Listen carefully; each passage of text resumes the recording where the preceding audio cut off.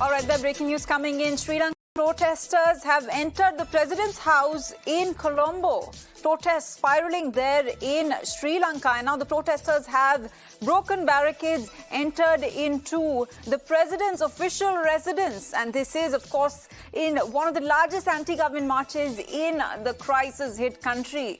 This year, thousands of protesters have broken barricades, have stormed into the president's official residence in one of the largest marches in the crisis-hit country this year. Now, remember, the island nation is struggling under a severe shortage that has limited essential imports of fuel, food and medicine.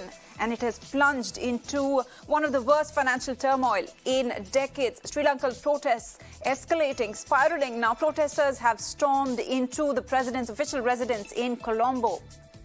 They have broken through police barricades in Sri Lanka.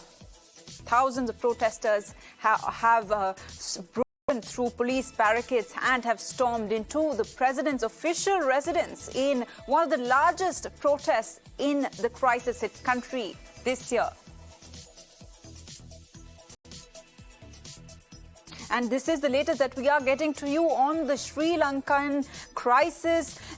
Sri Lanka, remember, is in the grips of a financial turmoil in 7 decades. This is the worst financial turmoil, and the people now, the protesters have stormed through the president's official residence. They've broken through police barricades. This is, of course, one of the largest anti-government marches in the crisis-hit country this year.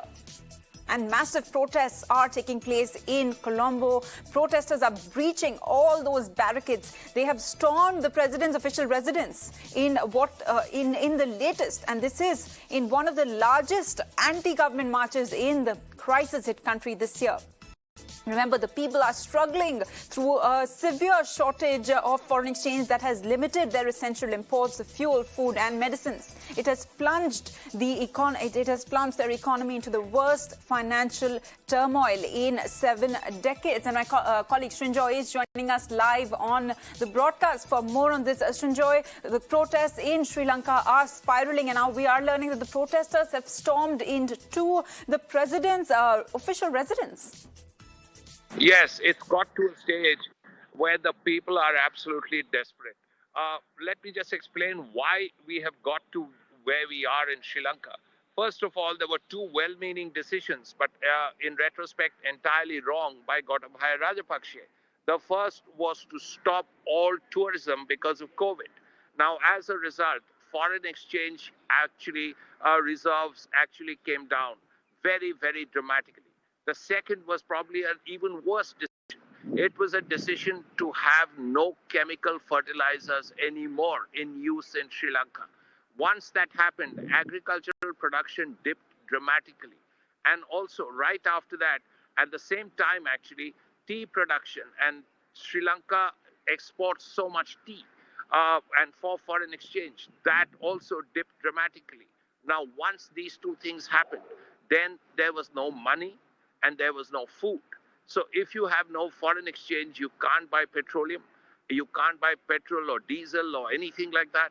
If you have no agricultural production, you need food, and there is no food, there are no medicines. So at this point, the Sri Lanka is in trouble for a variety of reasons. There is no food, there is no petrol, there is no diesel, there are no medicines in hospital.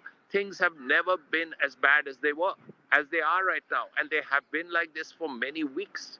Now, Gotabaya Rajapaksa, among other things, has sacked his brother, Mahinda Rajapaksa, the Prime Minister, the former president, and brought in Ranil Wickremesinghe. But that doesn't change anything, because the situation is so bad. Regardless of who you bring, the problems continue.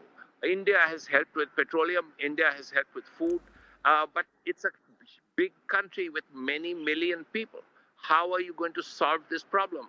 And this is so bad that at this point, Sri Lanka has a day's supply of petroleum. How can you run a country like this? Right. Srinjoy, quite a dire situation there unfolding in Sri Lanka, and now the protesters have in fact barged into the president's residence. Thank you for bringing us all those updates.